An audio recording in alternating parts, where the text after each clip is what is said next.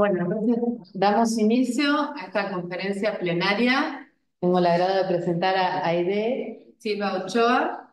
Es una reconocida académica y especialista en la didáctica de las lenguas culturas. Es profesora e investigadora en el Colegio de Letras Modernas de la Facultad de Filosofía y Letras de la Universidad Nacional Autónoma de México. Su trabajo se enfoca en la didáctica del francés, la formación de profesores, la metodología de investigación y el desarrollo de herramientas innovadoras para la enseñanza de lenguas extranjeras. Buena idea, ahora sí, te dejo la presentación. Muchas gracias. Buenas tardes a todas y a todos. Gracias por estar aquí, gracias especialmente a Leonor Sara, con quien me unen muchos lazos profesionales, intelectuales y de amistad, y también pues a todos los aquí presentes. Cuando empezamos a discutir sobre el tema que podría yo abordar en esta charla, pues obviamente uno de las posibles elecciones tenía que ver con el juego y me comentaron que estaría bien abordarlo desde el punto de vista de juego y tecnología, sobre todo en esta época en que la inteligencia artificial nos anda haciendo ruido, nos trae con pasos en la azotea, como diríamos en México también. Entonces, pues quisiera aquí aprovechar con ustedes para hacer una presentación en tres partes. Ahí. La primera parte simplemente quisiera hacer un breve recuento histórico, un recorrido muy breve y muy rápido también acerca de cómo se ha ido desarrollando el juego desde sus orígenes. El juego en relación con la enseñanza en general y la enseñanza de idiomas en particular, desde sus orígenes hasta nuestros días. Detenerme un poco más en la actualidad, en la llamada cuarta revolución industrial, que incluye la inteligencia artificial, y finalmente discutir de qué manera impacta esto en nuestra labor docente, tanto en cuanto a retos, problemas por resolver, desafíos por enfrentar, pero también oportunidades, cosas nuevas que nos abren nuevas posibilidades, nuevas vías por explorar y por aprovechar. Entonces, quisiera empezar por el panorama histórico.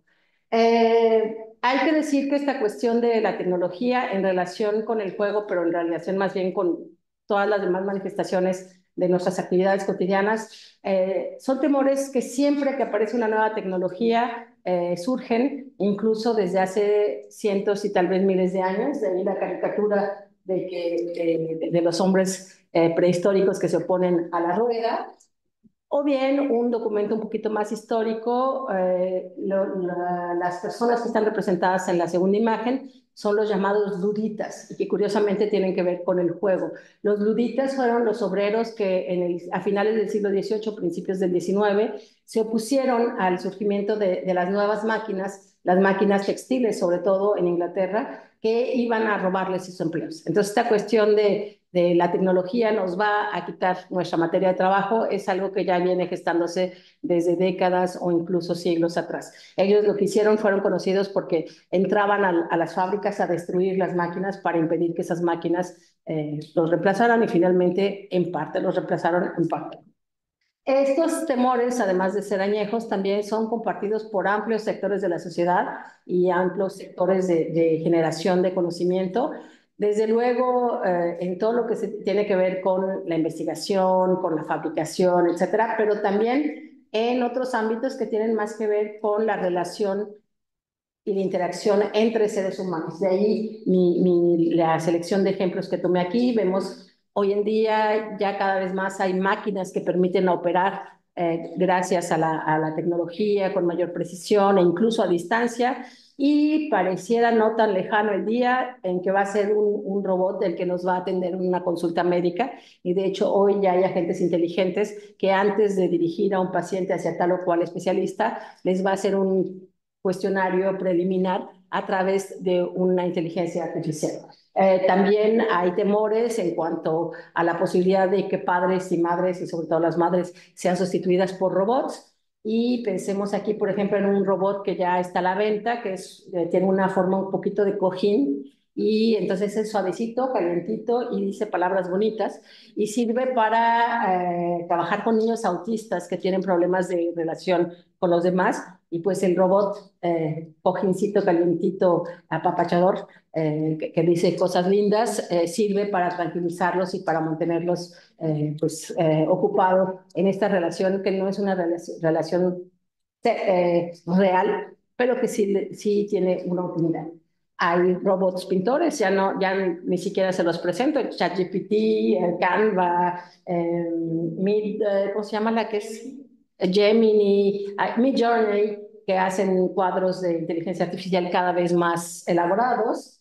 Y también, inteligencias artificiales que escriben. Hace poco, hace 1 o 2 años ya, de hecho, una novela escrita con inteligencia artificial ganó un premio nacional en Sudáfrica y generó todo un debate de si una novela escrita por inteligencia artificial merece un premio destinado a los seres humanos. Se habla de que Elon Musk tiene por allí un amante robot y ya no faltará quien vea en los agentes conversacionales una relación que le permita cubrir sus necesidades afectivas.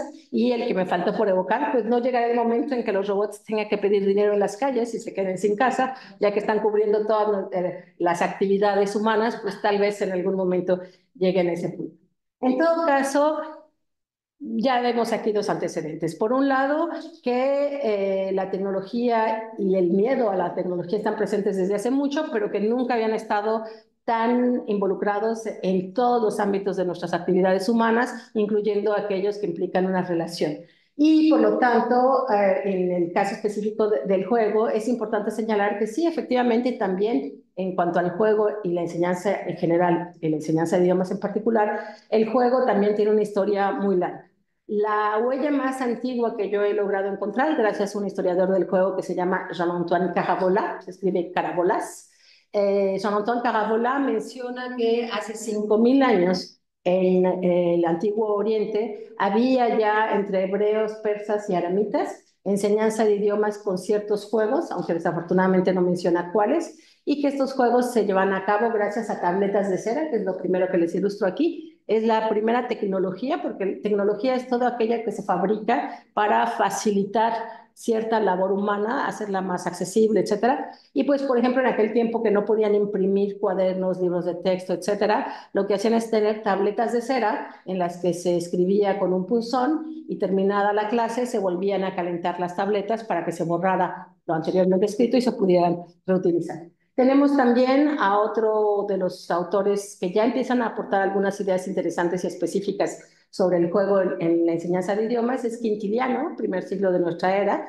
En sus tratados pedagógicos nos habla de la importancia de utilizar objetos para atraer la atención de los niños y para introducir la noción de placer, que va a ser una noción muy importante en el paradigma del juego y la enseñanza, y propone, por ejemplo, utilizar letras de marfil para que los niños las manipulen.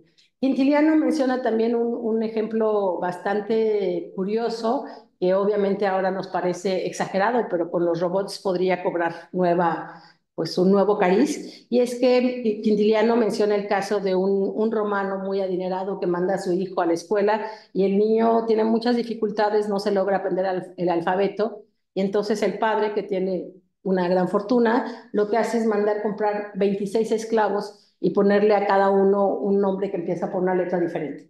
Y entonces el niño, cuando da órdenes a sus esclavos, pues se tiene que acordar de los nombres y de las letras y eso le facilita el aprendizaje.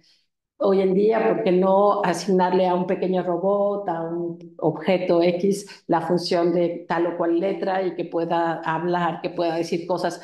Un robot que utilice sobre todo palabras que empiecen con una vocal o una consonante difícil de pronunciar en otro idioma, etcétera. Poco a poco van surgiendo nuevas posibilidades. Hay aquí representados varios autores que me parecen muy interesantes, que no suelen ser muy conocidos, y a ver si aquí alguien conoce y reconocería a qué se refiere esa pulsera con letras que está allí. ¿Alguien de casualidad sabe por qué puse esa pulsera con letras para el siglo XVIII? No. ¿Alguien ha escuchado hablar de Monsieur de Valange?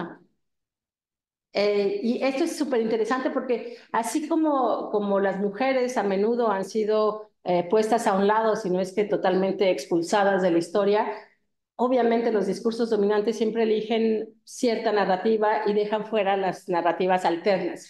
Y Monsieur de Vallange, del cual se sabe muy poco, ni siquiera se sabe su nombre de pila, se sabe que fue gouverneur, que sería algo así como maestro en casa de varios nobles de varias familias ricas.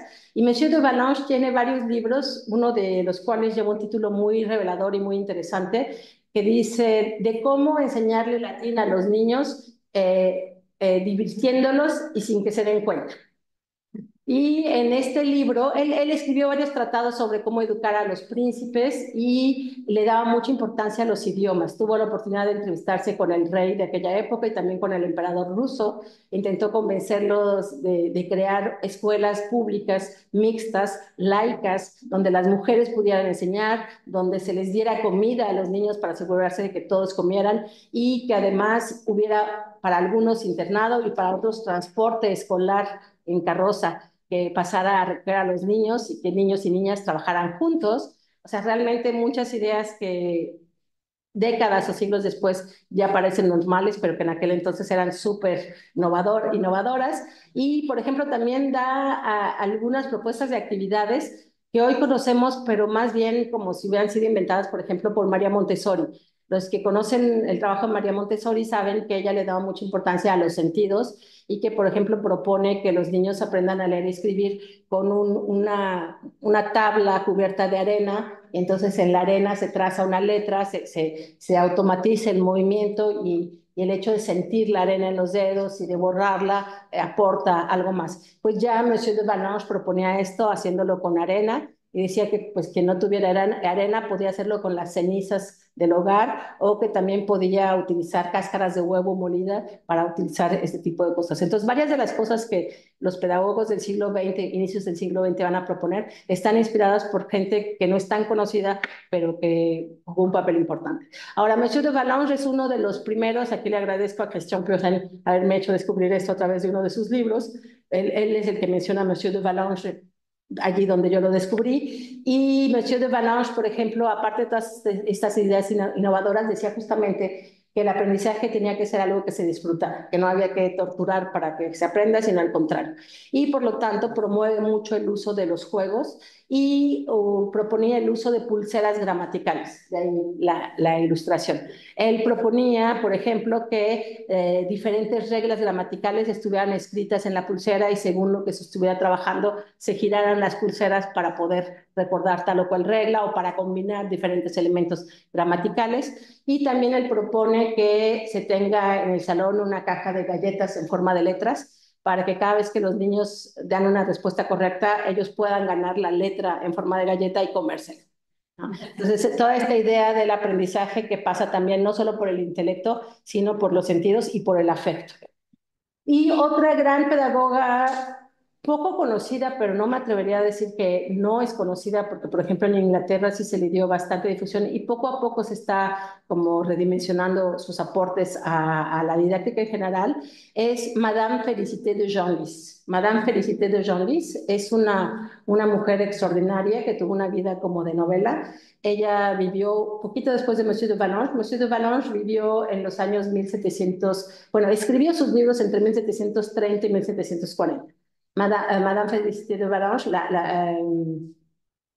no me acuerdo si era la condesa de Genlis, creo que sí era condesa de Genlis, o marqués, no recuerdo bien. Pero en todo caso, ella venía de una familia noble, modesta dentro de la nobleza, cuyo padre fallece cuando ella tiene 16, 17 años, y entonces queda ella sola con su madre, con título de nobleza, pero sin dinero.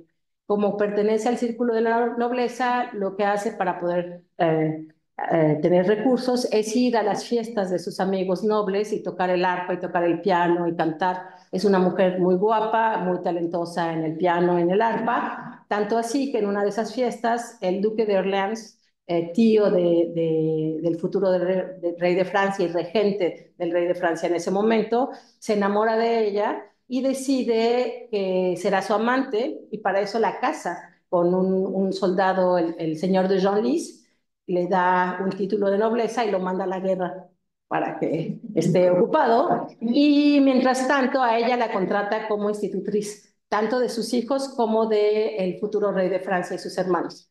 Y entonces así, Madame de Genlis vive en casa del duque de Orleans, atiende a los niños, atiende al duque también, y ella tiene a su cargo la educación de los niños de la casa. Y ella le da mucha importancia a los idiomas. Entonces, por ejemplo, lo que hace es que decide que el día va a estar organizado por tramos de horarios y que, por ejemplo, al despertarse, el desayuno lo van a servir solo camareros italianos y que después van a ir al jardín y van a estar trabajando con los jardineros que solo hablan alemán y que después, durante la comida, van a hablar, no sé, español y que la misa va a ser en latín, etcétera. Reparte las horas del día en diferentes ciclos de inmersión a la medida y también hace una especie de casting en que manda traer de Inglaterra niños de familias nobles pobres, pero muy bien educados, y entonces elige a los que le parecen mejor educados y con mejor nivel de idioma, y esos niños juegan en inglés con los niños a su cargo para que aprendan a hablar inglés. Madame Félicité de Genlis utiliza muchos juegos y entre otros también utiliza la linterna mágica que está ilustrada aquí, en la que a través de un proyector de luz, que puede ser desde una vela u otras cosas, y pequeñas diapositivas, muy rústicas, pero diapositivas al fin, se pueden hacer teatros de imágenes. También los hace actuar muchísimo, les pone horas de teatro, etcétera. Y lo que a mí me parece conmovedor, y la próxima vez que vaya a París voy a ir a visitar ese museo, es que hoy en el Conservatorio de las Artes y de los Oficios, el Conservatoire des Arts et des Métiers, se conservan las miniaturas que fabricó Madame de Genlis junto con el rey de Francia cuando el rey era niño, y es posible ir a ver el trabajo manual que hicieron sus alumnos. Entonces, Madame Félicité de Genlis, luego, cuando el rey cumple 7 años, se supone que debe cambiar de persona que lo eduque, porque los reyes a partir de los 7 no pueden ser educados por mujeres, tienen que ser educados por hombres, pero el duque de Orleans, que es el regente, dice, no, no, vamos a cambiar la ley porque a mí no me conviene, y es la primera mujer que se encarga de un rey después de sus 7 años, y durante varios años va a ser ella la encargada de la educación. Posteriormente llega la Revolución Francesa, ella tiene que huir a Inglaterra. En Inglaterra se conocen muchos sus trabajos y muchos de los filósofos de la educación ingleses se van a inspirar de la obra de Madame de Genlis. Y es impresionante que se le conozca poco porque además es una mujer que escribió muchísimos libros, varias decenas, si es que no más de un centenar de libros, y es la primera mujer de la que se tiene registro en la historia que vivió de las regalías de sus libros, porque, bueno, cuando se termina su historia con el duque de Orleans no tiene dinero, pero pues vive de las regalías.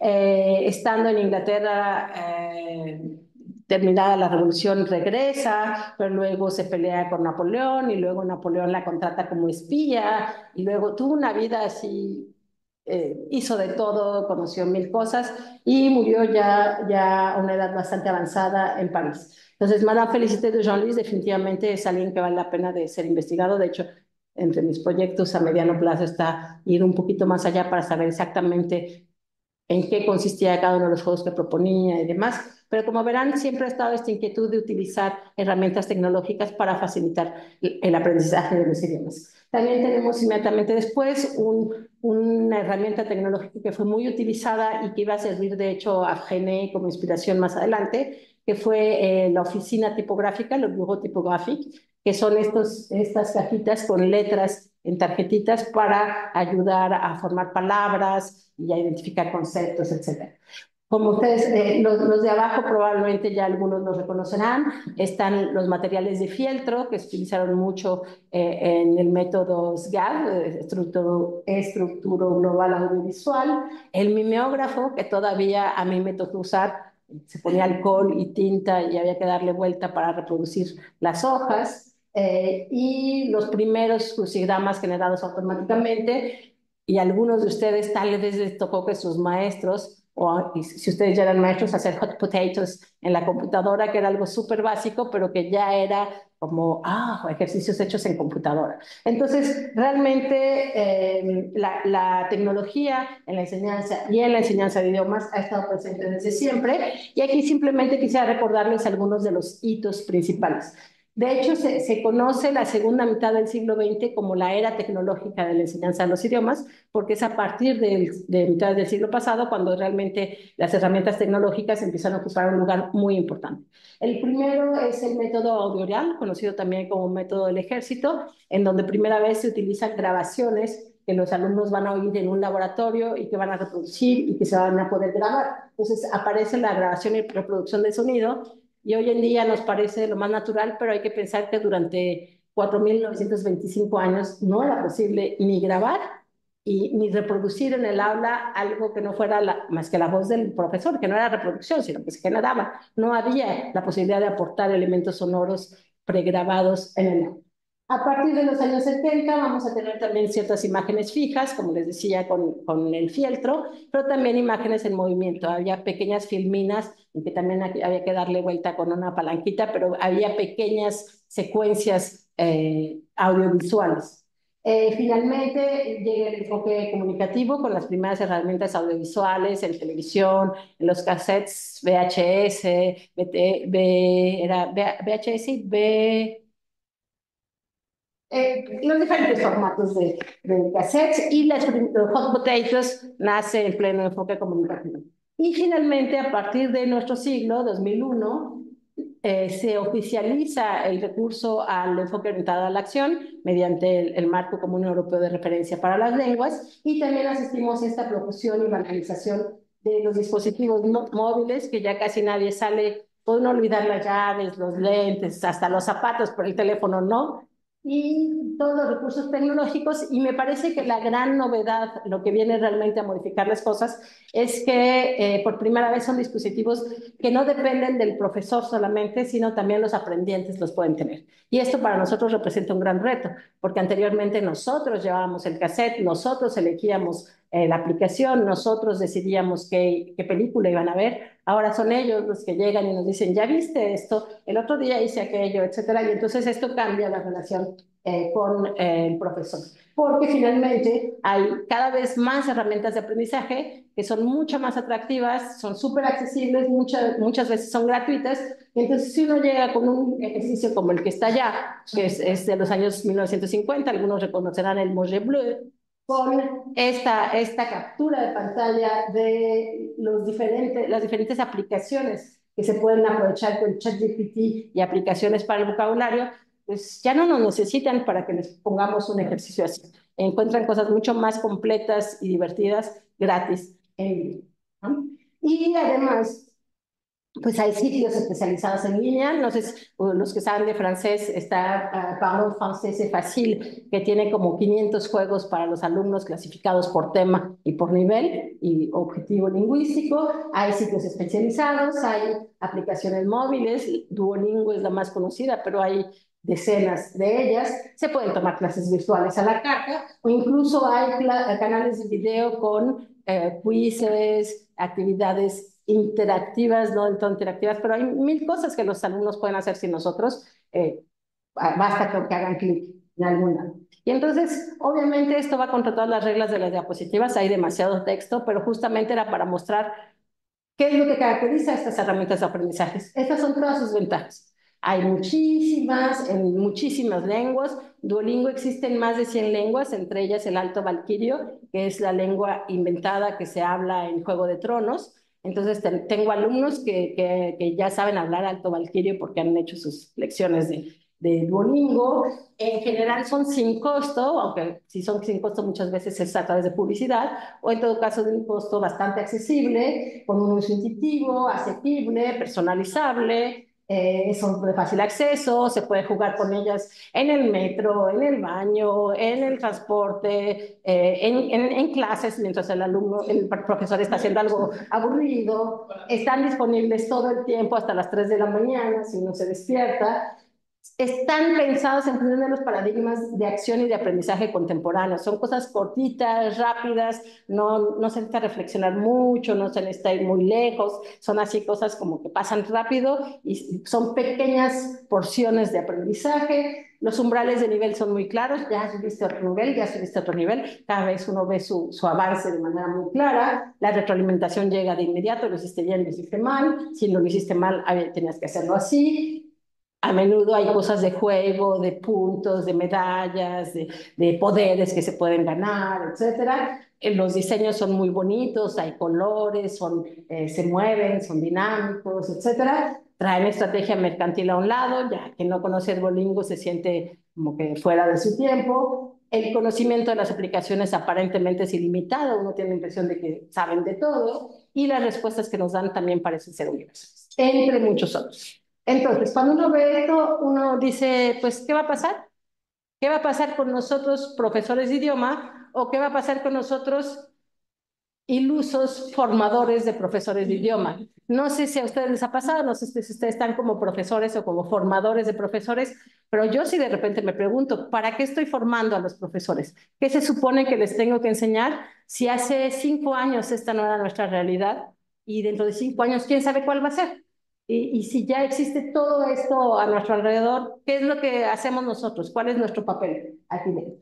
Entonces, brevemente, hacer un balance de este impacto de la cuarta revolución industrial en la educación. Vuelvo a repetir algo con lo que inicié. La competencia entre los humanos y la tecnología no es para nada algo nuevo.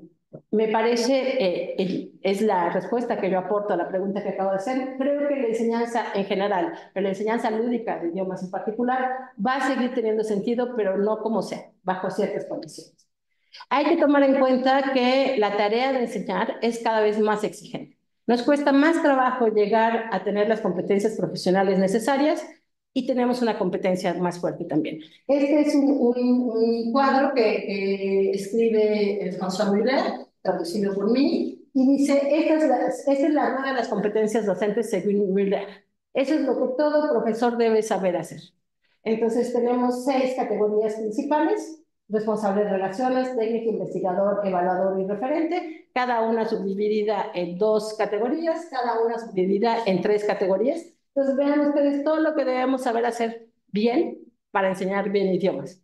No es cualquier cosa. Y en clase de idiomas, eso es para el profesor en general, y en clase de idiomas ya no enseñamos lengua, ya no enseñamos comunicación, ahora enseñamos acción. O sea que no solamente hay que saber enseñar cómo hablar y cómo comunicarse, sino además cómo hacer que gracias a esta comunicación nuestras acciones sociales sean efectivas. Es una tarea bastante densa. Mientras tanto, la inteligencia artificial generativa está cada vez más presente. Hay sistemas de tutoría inteligente que ven qué tipo de dificultad se está presentando para cada alumno y que le dan consejos más personalizados. Hay herramientas de evaluación diagnóstica continua. En Estados Unidos ya hay universidades que hacen los exámenes elaborados por computadoras, calificados por computadoras, con retroalimentación escrita por computadora y enviada por computadora. Sistemas de personalización para que cada quien decida cuáles son los parámetros que quiere utilizar. Agentes conversacionales como ChatGPT, calificaciones automáticas y también sistemas de vigilancia y control.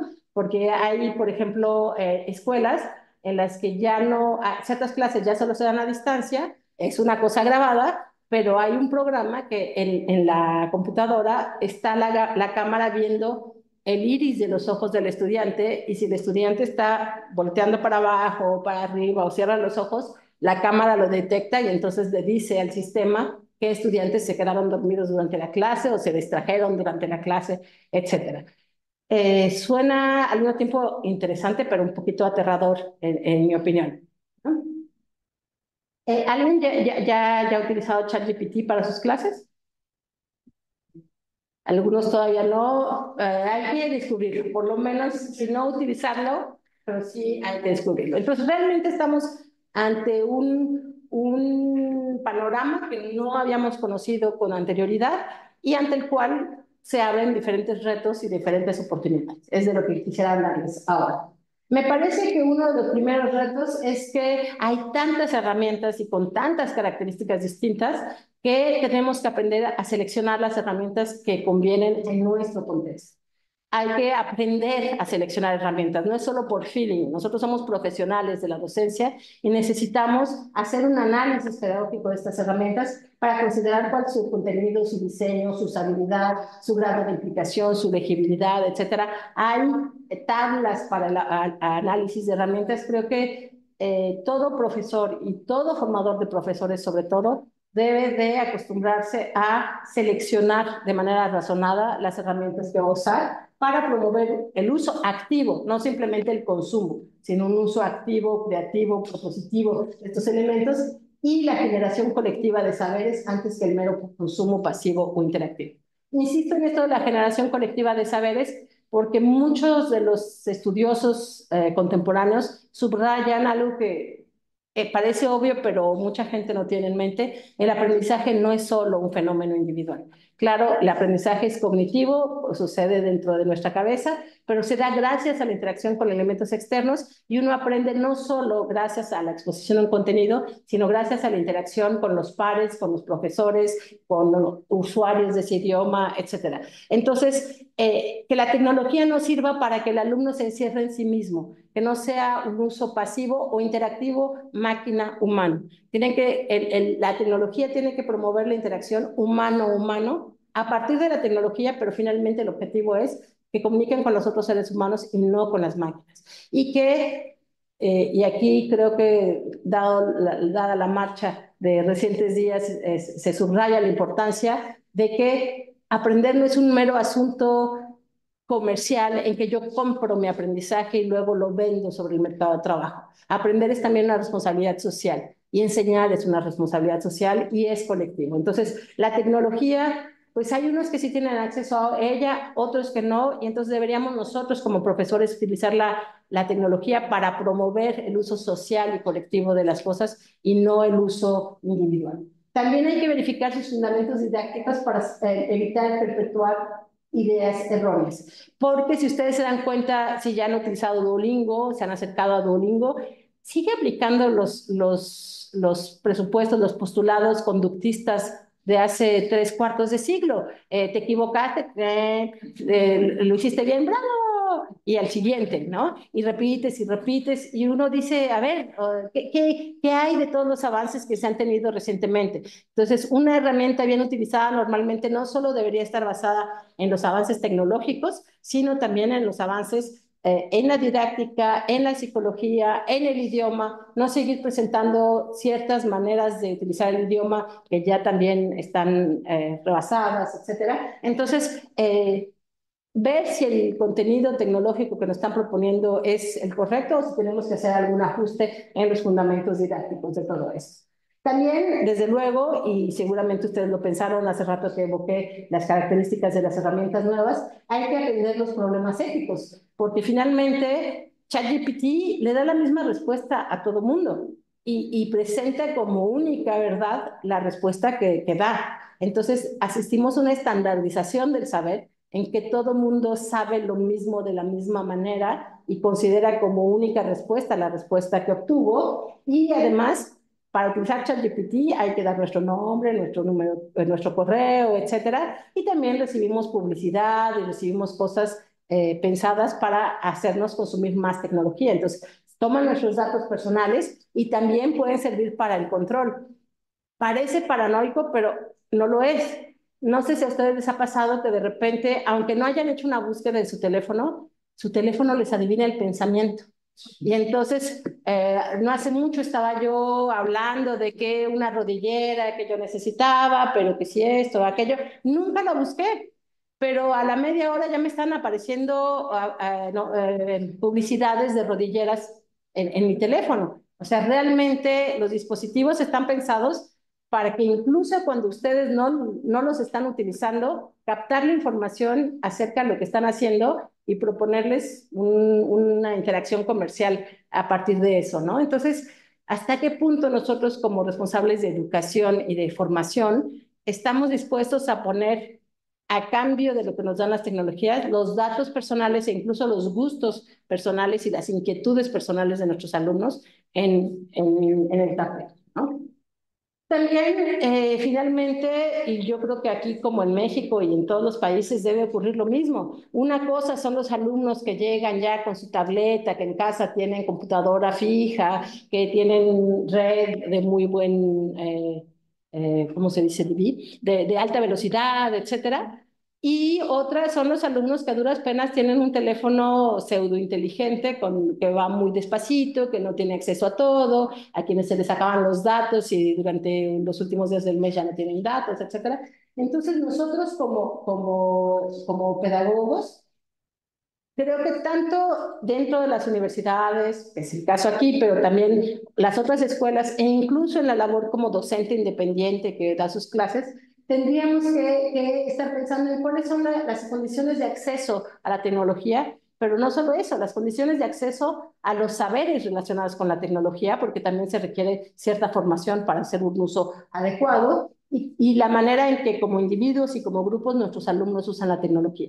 Los contextos de enseñanza-aprendizaje son muy diversos y creo que nosotros como docentes y formadores de docentes no debemos de perpetuar y de profundizar todavía más la brecha digital entre quienes tienen acceso a las tecnologías más recientes y quienes no. Creo que al contrario, nuestro deber es disminuir esa brecha y no seguirla alimentando.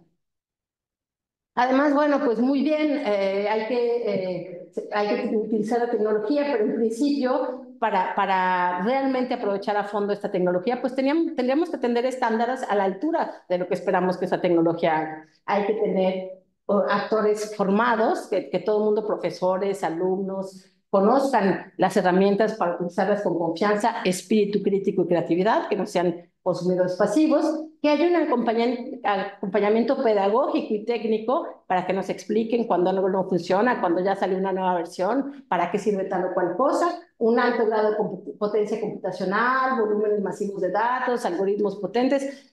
Leí hace poco, ya no recuerdo la cifra, pero que por cada consulta que le hacemos a ChatGPT, se necesitan no sé cuántos litros de agua para enfriar uno de los servidores de ChatGPT.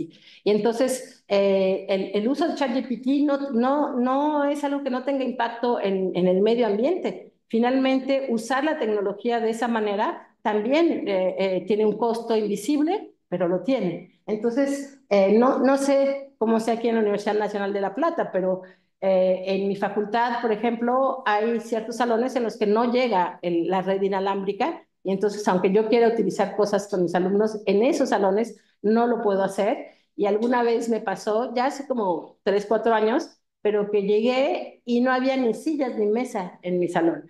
Entonces, de ahí a tener volúmenes masivos de datos, una red que permite hacer este procesamiento súper eficaz y que los alumnos tengan acceso a ello, etcétera, tampoco es algo que esté dado en mi universidad, porque hay universidades de paga, universidades privadas, que sí tienen todo lo que quieren a su disposición. Entonces, ¿hasta qué punto estamos dispuestos nosotros a contribuir a aumentar esa desigualdad?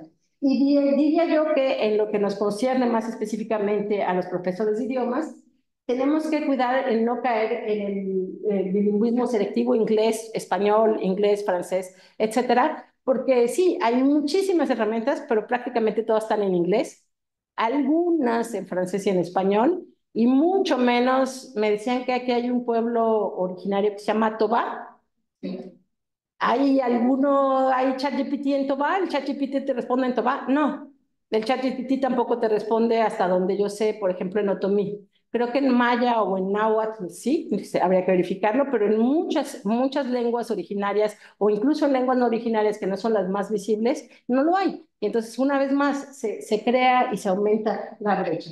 Y entonces, nuestro papel como docentes de idiomas no consiste simplemente en saber usar las herramientas y aplicarlas, sino también en desarrollar en nuestros alumnos la literacidad entendida como la capacidad de recibir y generar contenidos de manera crítica y de manera creativa. Entonces tenemos que desarrollar una literacidad lúdica, puesto que estoy hablando de idiomas, y razonada, con énfasis en los saberes actitudinales antes que en los declarativos y los procedimentales. Esto quiere decir, para enseñarles a jugar en otro idioma a nuestros alumnos, tenemos que empezar por jugar nosotros, tener un amplio conocimiento de los juegos que existen, pero además saber cómo los vamos a usar desde un punto de vista crítico y contextualizado, no simplemente usarlos por usarlos. La ventaja de todo esto es que mi esposo aquí presente no me desmentirá. De repente yo digo, no me interrumpan, no estoy jugando, estoy trabajando. Y de repente descargo juegos y me pongo a jugar a ver si funciona, no funciona, qué es lo que podríamos hacer con esto, etcétera. Y entonces, pues sí, o sea, hay que jugar para poder invitar a jugar a nuestros alumnos. Entonces, ya para terminar, no me quiere hacer caso, es para allá.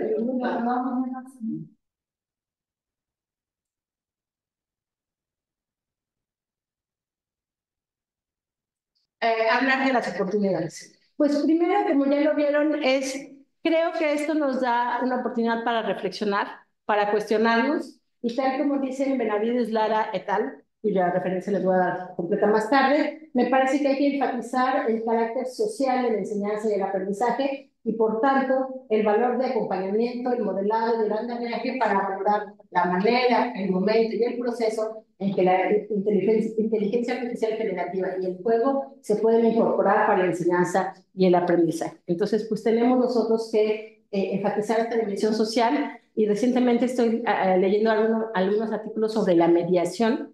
Ustedes recordarán que en el Marco Común Europeo de Referencia ya no se habla de 4 habilidades, se hablan de competencias comunicativas de la lengua. Está la producción continua y en interacción, está la recepción de lo escrito, la producción escrita, la recepción oral, pero también están la comunicación no verbal y la mediación. La mediación en la primera versión del marco casi no se discutió, no se desarrolló, y de hecho dio pie en 2018 a la publicación de un volumen complementario cuyo meollo es la cuestión de la mediación. Y la mediación es una labor fundamental de todos los seres humanos, no solamente de quienes aprenden idiomas, no solamente los traductores e intérpretes, sino también de los profesores y de todos aquellos que acompañamos aprendizajes. La mediación puede ser lingüística, puede ser relacional, puede ser pedagógica, y finalmente este valor de acompañamiento, modelado y andamiaje. Nosotros tenemos que construir el entorno favorable de manera crítica para que los alumnos aprendan. Entonces, ojalá que la introducción de estas tecnologías nos empuje a investigar más y a reflexionar más en torno al valor que podemos darle, el valor social de nuestra labor. También tenemos que actuar con plena conciencia de lo que mencionaba antes. Nuestra labor docente ya no nada más es saber explicar el pasado, el pretérito perfecto y ya, por eso estamos listos. No, realmente cada vez necesitamos tener más conocimientos de todos tipos, conocimiento declarativo, procedimental, actitudinal, y entonces tenemos que apostar por la formación, no solo por la inicial, sino por la continua. Como maestros tenemos que estar en formación permanente sobre didáctica y docencia en general, sobre juegos, sobre tecnologías, tanto asistiendo a congresos como jugando en nuestro teléfono, como prestando atención a la última novedad que salió de algún aparato de juego, etcétera. Tenemos que estar en constante actualización para poder ejercer el liderazgo que también nos atribuye el sistema. Finalmente, en 2016-17 interrogamos a más de 300 alumnos de 18 países de nivel B2 acerca de sus prácticas de juego en relación con un idioma extranjero que estaban aprendiendo. Eran entonces alumnos de nivel intermedio y les preguntábamos a qué juegos jugaban en la lengua extranjera que estaban aprendiendo, en este caso el francés. Resulta, ¿cuántos creen ustedes que de 300 alumnos, cuántos jugaban por su cuenta en francés? De 300. 30. 100. Uno de cada 3 juega por su cuenta. Y de ese uno de cada 3, ¿de dónde salió el juego o los juegos a los que juega? La gran mayoría de una recomendación de un maestro. Entre pares, algunos los mencionaban, descubiertos por sí solos, algunos, pero la gran mayoría jugamos en clase, el maestro me mostró cómo usarlo, me pareció interesante, lo instalé y desde entonces lo estoy usando. Entonces, el papel de prescriptores que tenemos los maestros todavía sigue siendo muy importante, y por lo tanto tenemos un papel de liderazgo, lo queramos o no, y entonces tenemos que tener un liderazgo tecnológico eficaz que incite, multiplique y estructure. Que así no solo aliente a nuestros alumnos a jugar, sino que además gracias a que ellos están jugando, hagan que otros alumnos jueguen y que lo hagan de manera razonada que les permita realmente avanzar. Entonces tenemos una responsabilidad ahí muy fuerte. También, por lo tanto, tenemos que vincular los tres ejes que son docencia, investigación e intervención, pero también asociarlo con la creación. Es un poquito difícil, pero es importante dejar de creer en esta figura del docente que solo viene a ejecutar. Recientemente una de mis hijas entró a una carrera en la UNAM, maestros malísimos, desafortunadamente, y uno de ellos, en vez de darles clase, les cancela la clase y les manda a ver los videos que él ya hizo y luego les hace exámenes. Y uno dice, es que eso no es enseñar. Si les pones enfrente un video de ti mismo hablando sobre el tema y luego un examen, pues ¿por qué el tuyo? Podría haber puesto el de cualquier otra persona, podría haber hecho algo mucho más interactivo. Ahí lo único que hace él es enseñar, pero no está fomentando el aprendizaje, no está cumpliendo con la labor central y real que es acompañar el aprendizaje. Entonces, hay que cuestionar esta figura del docente que ejecuta, sobre todo en idiomas se presenta. Es que el libro dice, página 2, cuando terminamos la 2, den la vuelta y pasen a la 3. Ahora pasamos a la 4, ahora a la 5. No podemos aplicar ese modelo en idiomas ni en ninguna otra área. Necesitamos tener mayor agentividad, mayor poder de decisión. Y entonces, por ejemplo, apostar por la acción colectiva. Tal vez a mí no se me ocurren 500,000 ideas, pero compartiendo con los demás, cada quien va a aportar algo que va a resultar útil. Y entonces, de lo que se trata es de hacer más, mejor y de otras maneras, juntos. La acción colectiva es fundamental y las asociaciones de profesores, que espero que todos estén en su respectiva asociación, juegan un papel súper importante en esta tarea. También tenemos que tomar abiertamente en cuenta y por lo tanto problematizar toda la representación actual de las prácticas de enseñanza, el aprendizaje, los idiomas. Los alumnos ya cada vez más tienen menos paciencia para leer textos largos, para enfrentarse a textos complejos, etcétera. Entonces, bueno, vamos innovando, no necesariamente para ir en el sentido que ellos desean, pero sí para acercarlos a aquello que no desean, pero que puede resultar útil, y también para algunas cosas sí acercarnos a lo que ellos esperan. Y una de las cosas importantes que parece un poco paradójico en una intervención así, pero me parece también paradójico y también lógico, promover la sobriedad digital. La tecnología, qué padre, pero no es lo único que existe. Y hoy hay tanta tecnología que tal vez a veces lo más innovador es volver a algo sin tecnología. Casi para terminar, pues hay que irse adaptando con base en nuestro propio conocimiento y con nuestra experiencia. Entonces, hay que ejercer de manera responsable nuestra función docente tan compleja y, sobre todo, definir con claridad los objetivos que queremos alcanzar, los objetivos de aprendizaje y para ello las tareas que vamos a pedir a los alumnos que realicen. Me ha tocado participar en muchos concursos de oposición cuando se contrata profesores, ir a pruebas didácticas y el punto débil de muchos de ellos es ¿y cuál fue tu objetivo? ¿Cuál era el objetivo de aprendizaje? Entonces me dicen, pues presentar el pretérito perfecto. Pues no, eso no es un objetivo de aprendizaje. Puede estar, no, o sea, formular realmente bien nuestro objetivo puede llegar a ser muy difícil y creo que es parte del meollo de nuestra función. Y finalmente, pues tratar de articular las situaciones formales en el aula e informales de aprendizaje lúdico. Como les dije, no se trata solamente de jugar en el aula, sino a través de jugar en el aula promover que los alumnos jueguen fuera del aula y creen sus comunidades lúdicas de aprendizaje, reflexionar en cómo vamos a integrar estas herramientas y acompañar, no nada más aquí tienen su herramienta, sino aquí tienen la herramienta y te acompaño en su uso, siempre desde un espíritu crítico, siempre observando cómo se van desarrollando las nuevas prácticas de juego para adquirir nosotros mismos, aplicar y contribuir al desarrollo entre los alumnos de estas nuevas literacidades tecnológica, lúdica, lingüística, etc. Llego aquí entonces a mi conclusión, dejando unos minutos para el intercambio. Esta fue una conferencia, entonces no los puse a jugar. Ahora en el Congreso Nacional sí va a haber varios juegos, pero a manera de conclusión yo diría, retomaría esta frase que me encontré, pero modifiqué un poco. En mi opinión, la tecnología no sustituirá a todos los docentes de idioma, pero quienes utilicen de manera pertinente el juego y o la tecnología probablemente terminarán por sustituir a quienes no lo logren. Es decir, no estamos destinados a desaparecer, pero aquellos que se conformen con simplemente seguir el librito y repetir las cosas, los robots sí los van a poder sustituir con mayor facilidad. Termino con estas sugerencias bibliográficas. Van a tener después también, se lo puedo mandar a Leonor, las diapositivas. Son 3 sugerencias en español sobre inteligencia artificial y que dan bastantes buenas ideas sobre cómo utilizar la inteligencia artificial generativa.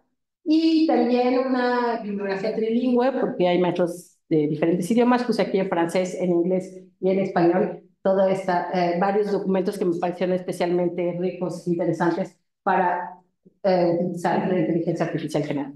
Entonces, pues les agradezco de corazón y les dejo.